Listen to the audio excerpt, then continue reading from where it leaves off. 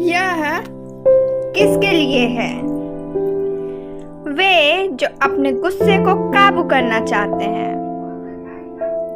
वे जो आसानी से आपा खो देते हैं, वे जो अपने तनाव पर काबू पाना चाहते हैं।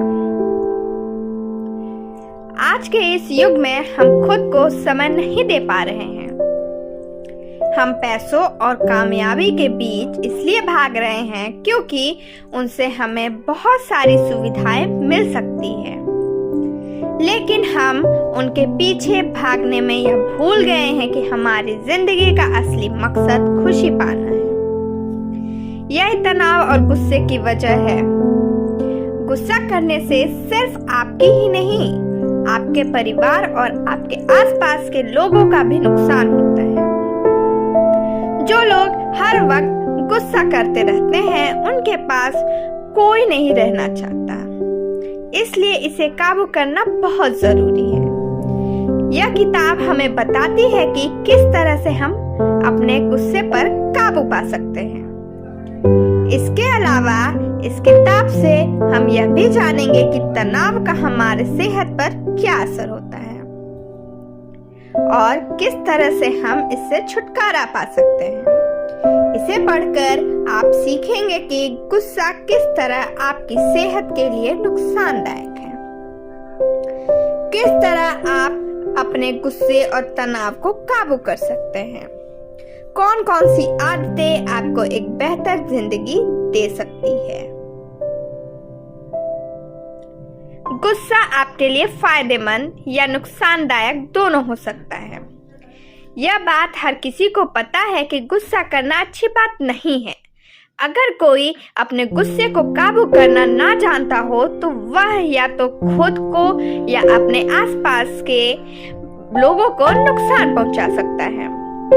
जब कोई व्यक्ति बहुत गुस्से में होता है तो वो कुछ ऐसी चीजें भी कर सकता है जो उसके आम स्वभाव में नहीं होती। जैसे वो कभी कभी अपने आपे से बाहर हो जाते हैं और फिर पागलों की तरह हरकतें करने लगते हैं, या फिर अपने करीबी पर हाथ भी उठा सकते हैं। इसके अलावा जल्दी गुस्सा होने वाले व्यक्ति इन व्यवहार के आदी हो जाते हैं और उन्हें शांत करना भी मुश्किल होता है। ऐसे गुस्सैल लोगों से हर कोई दूरी बनाकर रखना चाहता है, पर कभी कभी अनजाने में कुछ लोग अपने गुस्से को किसी दूसरे पर उतार देते हैं। वे किसी दूसरे से किसी बात पर गुस्सा होते हैं, लेकिन किसी और को गुस्सा दिखाते हैं। गुस्सा करना न केवल हमारे दिमाग बल्कि शरीर के लिए भी बहुत नुकसानदायक है। जो लोग ज्यादा गुस्सा करते हैं उनमें छाले या उच्च रक्तचाप यानी हाइपरटेंशन जैसी बीमारी ज्यादा देखने को मिलती है। गुस्से को काबू करने के लिए उसके लक्षणों पर ध्यान दीजिए। गुस्से के लक्षणों को पहचानना आसान है और इसे पहचान कर गुस्से को काबू करना भी आसान है। जब आप गुस्से में रहते हैं तो खुद को काबू करना लगभग असंभव सा लगता है। आप इस भावना में आसानी से बह जाते हैं और कुछ गलत कर बैठते हैं। इसलिए गुस्से को पहले ही काबू कर लेना चाहिए, लेकिन इससे पहले आपको जानना होगा कि गुस्से के लक्षण क्या हैं। जब आपको गुस्सा आने वाला होता है तो आपकी सांसें तेज होती है, आपको हल्का पसीना आने लगता है, आप लाल होने लगते हैं और दांत पीसकर बातें करने लगते हैं। अगर आपको ऐसे लक्षण अपने शरीर में देखने को मिलते हैं तो समझ जाइए कि आपके अंदर एक खतरनाक लहर उठने वाली है, जिसे काबू करने का वक्त आ चुका है। इसे काबू करने के लिए आप सबसे पहले खुद को यह बताइए कि आपको ज्यादा गुस्सा सिर्फ 5 से 10 मिनट के लिए आता है। अगर आप किसी तरह से ये वक्त गुजार ले तो आप खुद पर जीत हासिल कर लेंगे। ये 5 से 10 मिनट गुजारने के लिए आप नीचे दिए गए तरीके आजमा सकते हैं। सबसे अच्छा तरीका है कि आप गहरी सांस लेना शुरू करें और सोचें कि सिर्फ 10 मिनट के लिए मुझे गहरी सांस लेनी है। आप 5 या 10 मिनट के लिए किसी से भी कोई बात ना करें। कोई भी ऐसा काम कीजिए जिससे आपका ध्यान बढ़ जाए। जैसे ही गहरी सांसें लेने से आपका ध्यान गुस्से से हटेगा, आप अपने दिमाग को कुछ और सोचने में लगा सकते हैं। जैसे अगर आप कहीं ट्रैफिक में फंसे आप अपना ये समय पसंद का गाना खत्म करने में लगा सकते हैं। अपनी गलतियों पर गुस्सा करना बहुत ही आसान है, मगर आप इसे एक सबक की तरह भी समझ सकते हैं। भले ही आप कितने भी परेशान हो, मगर गुस्सा करना या ना करना ये हमेशा आपका फैसला रहेगा। हद से ज्यादा सोचना भी गुस्से की वजह बन सकती है। हम में से हर किसी के साथ कुछ ऐसी बातें होती हैं जिन्हें बर्दाश्त करना बहुत मुश्किल होता है। अगर हम उन्हें सुधारने के लिए कुछ नहीं कर पाते तो हमें और गुस्सा आने लगता है। ऐसी बातों के बारे में बार बार सोचकर हम अपने गुस्से को और बढ़ा देते हैं और फिर इस पर काबू कर पाना मुश्किल हो जाता है। जब हम किसी ऐसी बात को बार बार सोचते हैं तो उसके साथ ही हमारे दिमाग में गुस्से को बढ़ाने वाली बहुत सी बातें आने लगती हैं। मान लीजिए कि आप कहीं ट्रैफिक में फंस गए जिससे आप अपने काम के लिए देर हो गए। जब आप देर से पहुंचे तो आपको आपके बॉस की डांट खानी पड़ी। अगर आप इस बात को बार बार सोचेंगे तो आपका गुस्सा शाम तक बरकरार रहेगा। आप शाम को अपने परिवार वालों पर भी गुस्सा करेंगे और रात को सोते वक्त खुद से कहेंगे कि आज का दिन बहुत खराब था। इससे बचने के लिए आप रोजाना सुबह 10 मिनट इसे सोचने में लगा सकते हैं। आप सुबह सुबह उठकर सोचिए कि बीते हुए दिन में आपके साथ क्या क्या हुआ जिससे आपका गुस्सा आया। इस समय के अलावा अगर आपके दिमाग में कोई ऐसा ख्याल आए जिसे सोचकर आपको गुस्सा आ रहा हो तो आप उसे अगले दिन की सुबह सोचने के लिए टाल दीजिए। ऐसा करने से आप धीरे धीरे अपने इस ज्यादा सोचने वाली आदत से छुटकारा पा सकते हैं। अपने गुस्से को काबू करना सिर्फ आपके हाथ में है। जब लोग आपके साथ अभद्रता से बात करते हैं तो वे यह नहीं दिखाते कि आप कौन हैं, वे यह दिखाते हैं कि वह कौन है। गुस्सा या अभद्रता करने वाले हमेशा अपने असली रूप को दिखाता है, जो कि अभद्रता है। इसलिए अगर आपके साथ कुछ ऐसा हो तो आप शांत रहिए, ने की कोशिश कीजिए, ना कि अभद्रता दिखाएं। सबसे पहले आपको यह समझना होगा कि एक हाथ में ताली नहीं बजती। अभद्रता ना करें। जब कोई आपको परेशान कर रहा हो तो उससे बहस करना या फिर वहां से उठकर चले जाना आपके हाथ में है, ना कि गुस्सा करना या फिर अभद्रता करना। अगर आप वहां से उठकर नहीं जाएंगे तो एक वक्त ऐसा जरूर आएगा जब आप अपने गुस्से पर काबू नहीं पा सकेंगे और अपना आपा खो देंगे, जिससे आप अभद्रता करेंगे। शांत रहने से बहुत सी बातें हल हो जाती हैं। इसलिए अगर आप किसी से बहस नहीं करना चाहते तो आप शांत रहिए, या अगर वह कुछ ज्यादा ही बहस करने दो मूड में है तो आप उससे पास मत रहिए।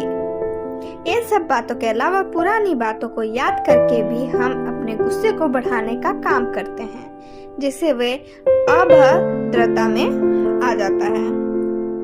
अगर आपका मूड खराब हो तो पुरानी यादें आग में घी का काम करती हैं। इसलिए अपने दिमाग से पुरानी और तकलीफ भरी यादों को दूर रखिए, जिससे आपका गुस्सा या अभद्रता दूर रहेगा। पुरानी यादों की तकलीफ को कम करने के लिए आप उसे किसी अच्छे दोस्त के साथ बांट सकते हैं। दुख बांटने से कम हो जाता है।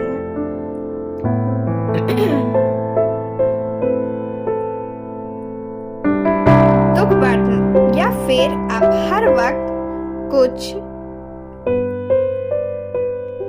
अच्छा करिए जिससे आपका मूड इधर उधर रहे और आप कुछ अच्छा सोच सके, दूर का सोच सके। ज्यादा तनाव भी आपके गुस्से की वजह हो सकती है या फिर अभद्रता हो सकती है। तनाव में रहना बिल्कुल भी सेहतमंद नहीं है। इससे जब आप परेशानी में नहीं रहते तो भी परेशानी के बारे में सोचकर परेशान रहते हैं। हर वक्त परेशान रहने से आपको ज्यादा गुस्सा आने लगता है और फिर वह अभद्रता का कारण बन जाता है और आप बहुत आसानी से अपना आपा खो देते हैं। तनाव दो तरह के हैं। बड़े तनाव, इस तनाव की वजह वो होती है जिससे आप बहुत ज़्यादा डरते हैं, जिसकी वजह से आपकी ज़िंदगी में बहुत सारे बदलाव आने वाले हैं।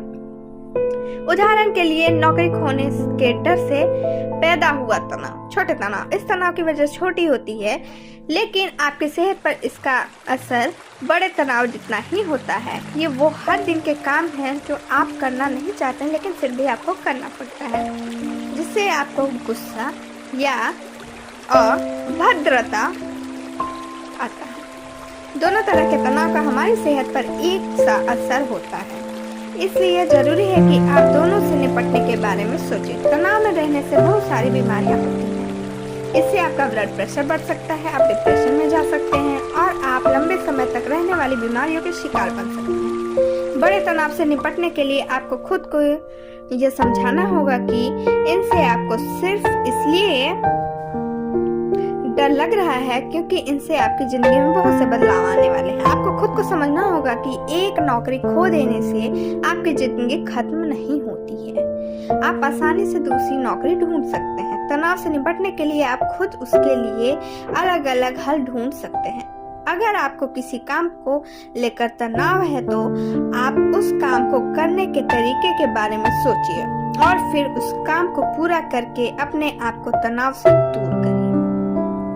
अच्छी नींद, व्यायाम और आभार जताकर आप स्वस्थ रह सकते हैं और अपने गुस्से या अभद्रता को कम कर सकते हैं। अगर आप रात में अच्छे से नहीं सो रहे हैं तो यह आपके तनाव और गुस्से की वजह हो सकता है।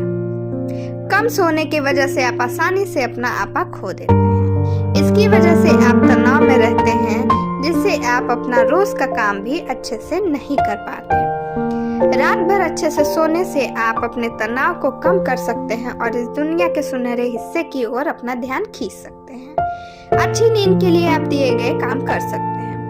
सोने से पहले कैफीन जैसे चाय या कॉफी या निकोटीन जैसे तंबाकू वाली चीजों से दूर रहिए। उन्हें खाने से आपका नर्वस सिस्टम जाग जाता है, जो आपको सोने नहीं देता। देर रात को खाना मत खाइए। सोते वक्त अगर आपका पेट भरा रहेगा तो आप अच्छे से नहीं सो पाएंगे। खुद को काम के तनाव से दूर रखने के लिए सोते वक्त अपने फोन को दूर रख दीजिए। अच्छी नींद के साथ ही अगर आप रोज कसरत करें तो आप अपने गुस्से और तनाव को और ज्यादा काबू कर सकते हैं। कसरत करने के बाद गुस्सा करना बहुत मुश्किल हो जाता है। इन सब आदतों के साथ ही अगर आप हर चीज का आभार जताने की आदत डालें तो आप अपने गुस्से को काफी हद तक कम कर सकते हैं। हमें गुस्सा इसलिए आता है क्योंकि हम जो चाहते हैं हमें वो नहीं मिल रहा है। इसलिए अगर आपके साथ कुछ भी अच्छा हो तो आप उसका आभार जताइए, जिससे आपको यह पता लगे कि आपके साथ क्या अच्छा हो रहा है। इसे अपनी आदत बना लीजिए। हर रोज खाने से पहले अपने खाने का आभार जताइए। उन चीजों के बारे में सोचिए जिनके लिए आप शुक्रगुजार हैं। इससे आप अपना ध्यान तनाव वाली चीजों से हटाकर अच्छी चीजों पर लगा सकते हैं। इससे आपको गुस्सा या अभद्रता नहीं होगी। सारांश: गुस्से और तनाव से आपके शरीर की बीमारियों से लड़ने की क्षमता कम हो जाती है, जिससे आपको ब्लड प्रेशर और बहुत सारी बीमारियां हो सकती है। गुस्से को काबू करने के लिए गुस्से के लक्षणों को पहचानिए और उसे आने से पहले ही रोक लीजिए। जो लोग अक्सर आपके गुस्से की वजह बन सकते हैं, उनसे दूर रहा कीजिए। अच्छा नींद लेने, कसरत करने और आभार जताने जैसी आदतों को अपनाकर आप अपने तनाव और गुस्से पर काबू पा सकते हैं। क्या करें? अपनी गाड़ी और अपनी जिंदगी दोनों को आराम से चलाइए। गाड़ी चलाते वक्त अपने सीट पर आराम से सीट बेल्ट लगा कर बैठिए और जल्दबाजी में गाड़ी मत चलाइए। अपने आसपास के माहौल का मजा लेना सीखिए, इससे आपको गुस्सा कम आएगा। आज के लिए बस इतना ही। Thank you, bye bye, take care.